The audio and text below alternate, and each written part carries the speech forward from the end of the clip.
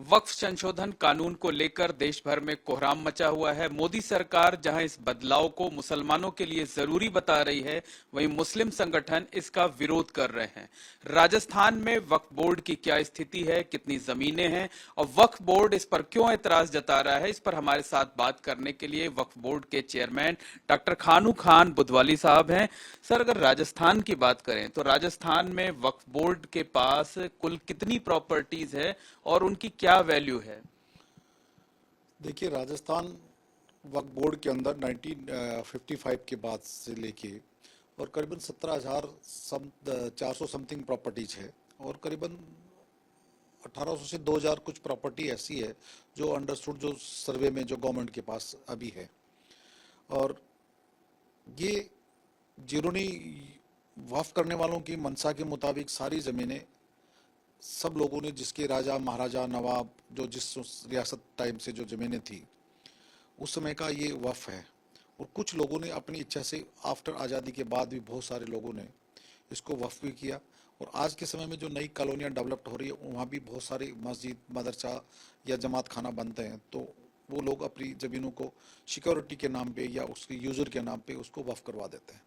अब इस वक्फ की ये तो तय नहीं कर सकते कि इसकी कॉस्ट ऑफ क्या होगी, क्योंकि हर जगह की डीएलसी की रेट्स अलग हो सकती है। सरकार ने अगर कहीं डीएलसी निकाली है, मान लो पूरे राजस्थान की, अलग अलग ज़िले की, अलग अलग एरियाज़ की, सिटी की या बैन रोड की, तो उसकी डीएलसी के मुताबिक उसका तय तो गवर्नमेंट तय कर सकती है कि क्या इसकी कॉस्ट हो सकती है, कितना इसका अमाउंट बन सकता है, ये तो गवर्नमेंट बता सकती है। लेकिन राजस्थान में 17,000 से ज्यादा प्रॉपर्टीज हैं वक्फ बोर्ड के पास।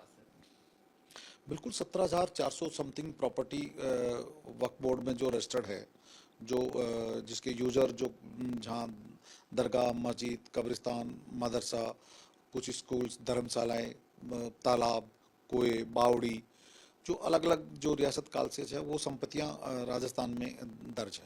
अच्छा, ये जो 17,000 से ज्यादा प्रॉपर्टीज राजस्थान में वक्फ बोर्ड के पास हैं, क्या फिजिकल तौर पर इन पर कब्जा जो है वो वक्फ बोर्ड का है या दूसरे लोग भी इस पर काबिज हैं, कुछ डिस्प्यूट है? इसमें बहुत सारी ज़मीनों पे भूमाफियाओं का कब्जा है जिन्होंने इसको डिस्प्यूटेड किया। कुछ जो कब्जादारी थी, जो वक्फ की जो जिन्होंने इसका यूज़र जो काम ले रहे थे उस पर कब्जा करके बैठ गए। कुछ दरगाह मज़ारात की ज़मीनों को इन्होंने बेच दिया। कईयों में स्थानीय वहाँ के कलेक्टर, तहसीलदार सबसे बड़े इसकी ज़मीन को खुर्द बुर्द करने में सबसे बड़ी अगर कोई भागीदारी रही तो वहाँ के जिस जिस एरिया में हुआ कलेक्टर और तहसीलदार का रोल रहा। उन्होंने, उनको पता था कि वक्फ की ज़मीन और देवस्थान की ज़मीन कभी भी उसकी रजिस्ट्री नहीं हो सकती, क्योंकि दोनों लीगली नाबालिग माना गया। नाबालिग अपनी संपत्ति का नहीं कर सकता, तो देवस्थान और वक्फ की ज़मीन को वो रजिस्ट्री नहीं कर सकते। लेकिन फिर भी प्रशासन की नाकामी के कारण से और भूमाफियाओं के साथ मिल करके ऐसे बहुत सारे केसेज हैं। जैसे झुंझुनू के अंदर कमरुद्दीन शाह की दरगाह है, उसके अंदर 225 बीघा से ज़्यादा ज़मीन थी और वहाँ 372 प्लॉट काट करके वहाँ दरगाह के लोगों ने, वो कह रहे हैं साहब हमने नहीं दिए, तो वो ज़मीन किसने बेची? उनके जो ज़मीन उस दरगाह के नीचे जो खेत थे वो किसने बेचे? इसका क्या रहा? वो व्यक्ति अब कहता है साहब मैंने पार्टी चेंज कर लिया, मैंने सिर्फ केवल मैं मेरी ज़मीन बचाने के लिए आया हूँ। क्या सरकार ऐसे व्यक्तियों को प्रमोट करेगी? एक गुडा मोड़ पे जो ज़मीन है जमा मस्जिद फॉरेस्ट की, जिसकी उन्होंने अपने बीवी के नाम रजिस्ट्री करा ली, उसकी कॉस्ट उस समय सरकार ने 42 करोड़ रुपए मानी थी स्टाम्प ड्यूटी, और आज करीब 150 करोड़ से अबाव की हो रही है। और वो हमने उनके खिलाफ लड़ा और ट्रिब्यूनल में हम केस जीत के वो हाई कोर्ट चले गए, तो हम भी उनके कैबिनेट में हम उसके जवाब में हाई कोर्ट चले गए। इसके अलावा भी बहुत सारे वाकयात हैं। अनूपगढ़ गंगानगर का ले लें, एक गंगानगर में सूरतगढ़ के पास ज़मीन है। आप एमआई रोड की ज़मीनों को ले लें, आप 5 बत्ती के पास नाले पे ज़मीन है उसका ले लें, भरतपुर में ले लें, कोटा में ले लें। और स्वयं तो स्वयं सरकार भी, जेपीसी ने माना है वक्फ बोर्ड की ज़मीनों पे जो किराएदारी और जो लोग बैठे हैं, करीबन 45 करोड़ रुपया तो गवर्नमेंट ऑफ स्टेट में वक्फ बोर्ड के जो डीएलसी तो नहीं कह सकता मैं, जो पीडब्ल्यूडी के द्वारा निर्धारित स्टेट गवर्नमेंट का किराया निर्धारित है तो करीबन 45 करोड़ रुपया तो यही है। और इससे भी बड़ा अगर कोई इसमें कोई जमीन 45 करोड़ रुपया जो है वो सरकार पर बकाया है। बकाया है किराए का, जो पीडब्ल्यूडी ने तय कर रखा है किराया नीति। और इससे भी ज्यादा अगर कोई स्कीम मानो किसी पॉलिटिकल प्रेशर ना हो तो हमारी करीबन अजमेर शहर के अंदर जब भी किराया बढ़ाने की बात आती है, पॉलिटिकल प्रेशर की बात आती है, करीबन 650 दुकानें क्रॉस, छोटी मोटी प्रॉपर्टीज, उनका किराया 150 रुपये 250 रुपये, जो दिल्ली गेट से लेके अजमेर दरगाह तक, खारी बावड़ी तक या नीचे नाले तक, जिसका किराया 700 500 600 250 के अगर 300 कर देते हैं तो वहाँ भूचाल आ जाता है, पॉलिटिकल होता है।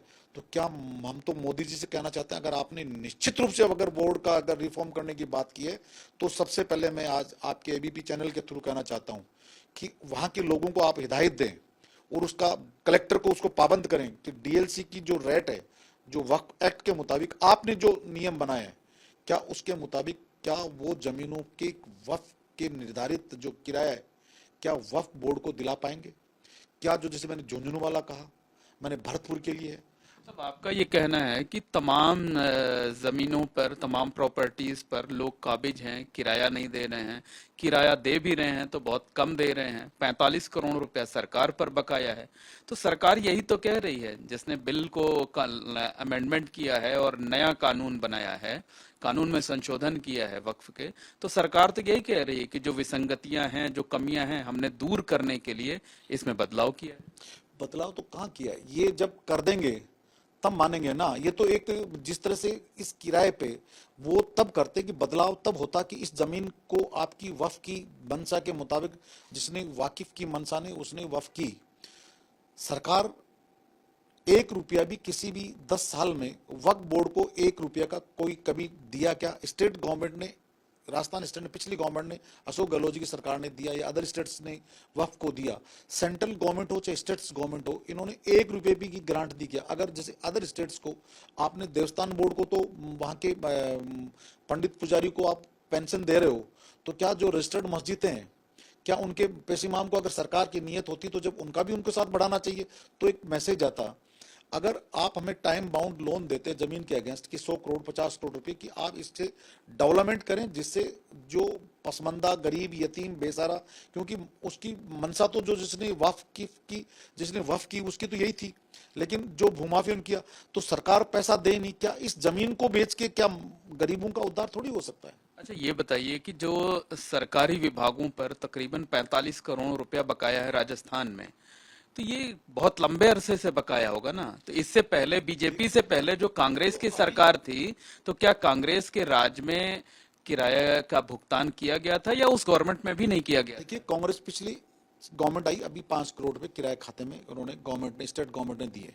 उससे पहले गहलोत साहब की सरकार थी, उससे पहले भी 3 करोड़ रुपए उन्होंने इस किराए खाते में इन्होंने दिए। लेकिन इनकी भैरव सिंह जी के टाइम भी 2 बार, वसुंधरा जी भी, अभी भी गवर्नमेंट है।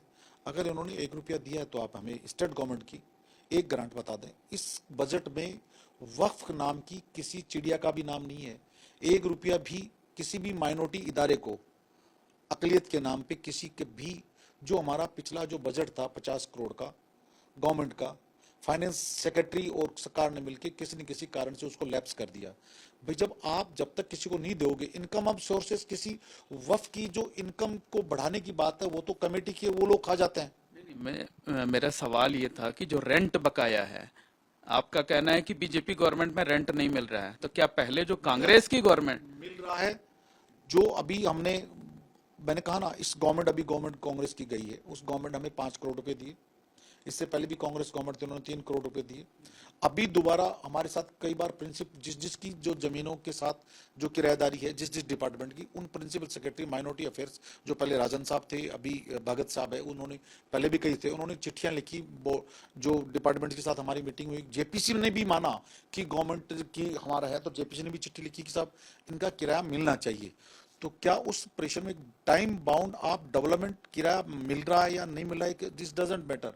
आप 10 साल में मोदी जी का राज है, इस राज में सेंट्रल वक्फ कमेटी हमसे 1% ले तो रही है, इन्होंने 1 पैसा भी आज तक किसी को सब्सिडी के नाम पे या किसी कभी दिया है?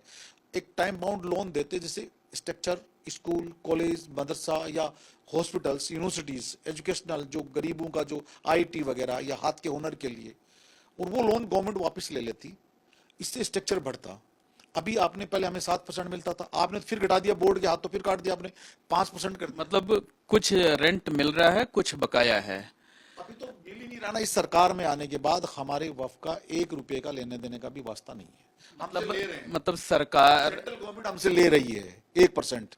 अब जैसे 5% की अभी अभी पार्लियामेंट में जो कटौती की है 2% की, भाई उन कमेटी 1 लाख की इनकम हो रही है, हमारे बोर्ड को मिले 5,000 रुपए, 95,000 रुपए तो लोकल कमेटी के रह गए, वो किस में?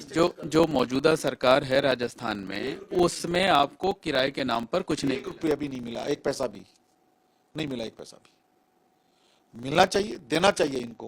भाई जब आप equal to rights, equal to act की बात कर रहे हो, इक्वल टू कॉन्स्टिट्यूशनल की बात कर रहे हो, क्योंकि ये तो आज का तो है नहीं, इदारे बने हुए हैं, ये तो पुराने जब हम पैदा हुए तब से सुन रहे हैं।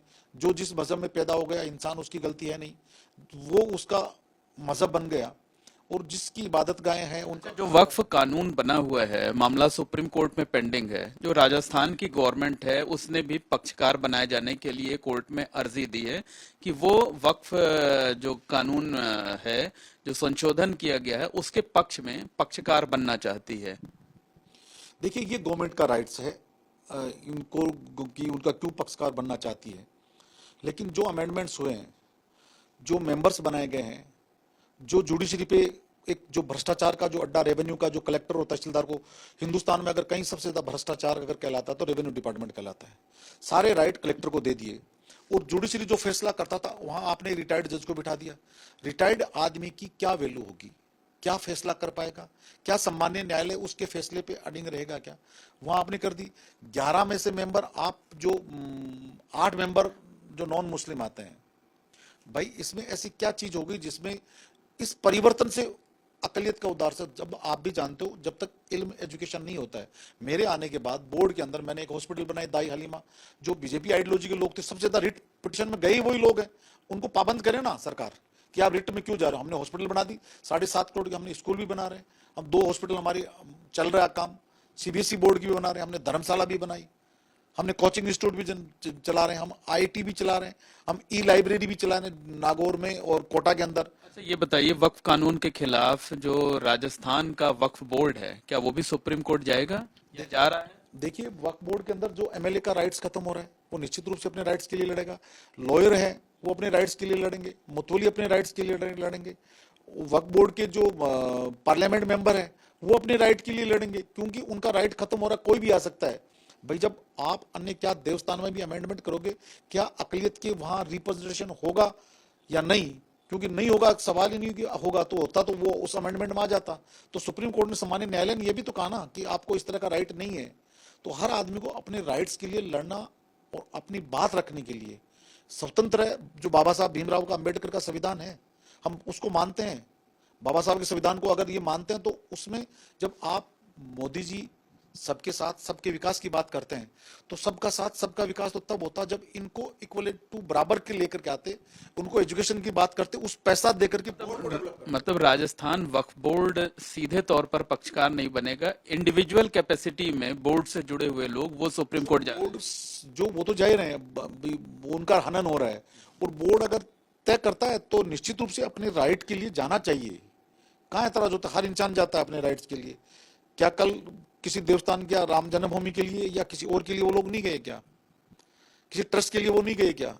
वो बार बार जो अपने राइट की जो बात कर रहे हैं, वो निश्चित जिसका जो हनन होगा वो निश्चित रूप से सम्मान्य न्यायालय के सम्मान के लिए और संविधान को मानने वाला व्यक्ति, और एक सबका राइट्स होता है कि ठीक है सरकार ने नियम बनाए, मेरा राइट है कि मैं चैलेंज करूंगा। न्यायालय का जो फैसला होगा, संविधान का तो हर आदमी इज्जत करता है, इसकी भी इज्जत करता है, लेकिन न्यायालय में जाने के बाद वो उम्मीद करता है कि जो हमें हमारे पे थोपा गया है, ये तो अरस्तु की परिभाषा। लेकिन वो इंडिविजुअल कैपेसिटी में। देखिए, इंडिविजुअल कैपेसिटी को एक तरह से बोर्ड पार्ट ऑफ बोर्ड ही है। ये तो एक इस तरह की बात होगी, अरस्तु की परिभाषा होगी कि जिसकी लाठी उसकी भैंस। प्रजातंत्र में जिसको पावर मिला उसका मिसयूज करके आपने पर्टिकुलर सारे रूल्स एंड रेगुलेशन, कानून जो कल से झूठ बोल रहे हैं। कुछ लोग ऐसी ऐसी यहाँ के प्रमुख लोग ये कह रहे हैं कि जयपुर का रेलवे स्टेशन वक्फ का है। मैं आपके चैनल से दावे के साथ कह रहा हूं, अगर या तो उन्होंने किया तो इससे माफी मांगे या हमें अधिकार के बारे में बताएं। अगर है तो हमें उसका किराया तो दिलाएं, जब तक तो आप वक्फ बोर्ड की, आप उनकी उदारता की बात कर रहे हो तो। अच्छा, ये बताइए कि जो कानून में संशोधन किया गया है, तो राजस्थान वक्फ बोर्ड इससे सहमत है या इसके खिलाफ है? देखिए, वक्फ बोर्ड में जो कानून बने, वक्फ बोर्ड जब नियम के विरुद्ध है, तो मैंने आपको कहा ना, जब नियम विरुद्ध है तो निश्चित रूप से हम उससे सहमत नहीं है। बाकी जो अधिनियम बना है, जो सरकार कल को सर्वोच्च न्यायालय कह देती है यस ओके, तो एक्ट में जो प्रावधान किया गया मानना पड़ता है। लेकिन अभी जो जितने किए हैं वो एक थोपने वाली चीज है कि प्रजातंत्र में हमारा मेजोरिटी है, मेजोरिटी में हमने निर्णय ले लिया। कल को ये भी निर्णय हो जाएगा कि साहब आजीवन long life Bharatiya Janata party की सरकार रहेगी, ये पीएम रहेंगे, तो ये पॉसिबल है क्या? तो वो अपने अधिकार के लिए सर्वोच्च न्यायालय जाएगा, और न्यायालय सबका राइट्स है। आपका एक लास्ट क्वेश्चन ये है कि आपका ये भी कहना है कि वक्फ को लेकर दुष्प्रचार किया जा रहा है, बताया जा रहा है कि उसमें महिलाएं पहले नहीं होती थी, बताया ये जा रहा है कि जो ट्रिब्यूनल है उसके खिलाफ हाई कोर्ट में अपील नहीं हो सकती थी। देखिए, मुझे सबसे बड़ा अजीब लग रहा था हिंदुस्तान के जो सेंट्रल माइनॉरिटी मिनिस्टर है रिजू जी, वो भी बोल रहे हैं, हिंदुस्तान के गृह मंत्री महोदय भी बोल रहे हैं।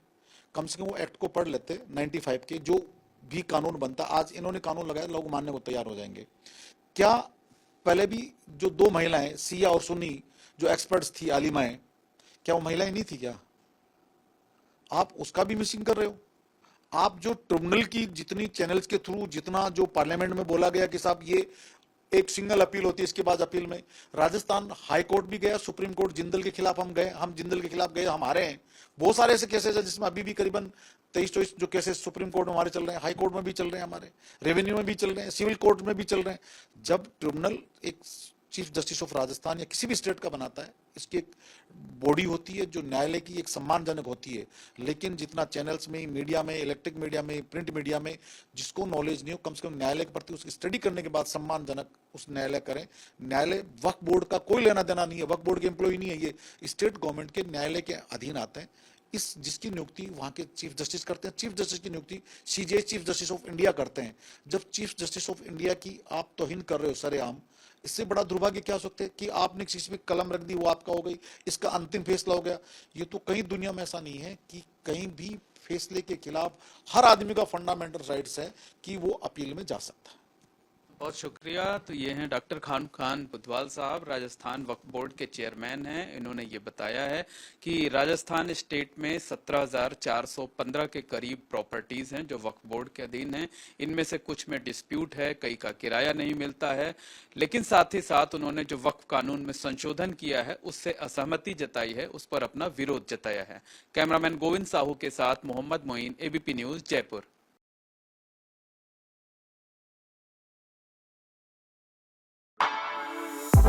For exclusive and insightful videos, subscribe to our new channel ABP Live Premium.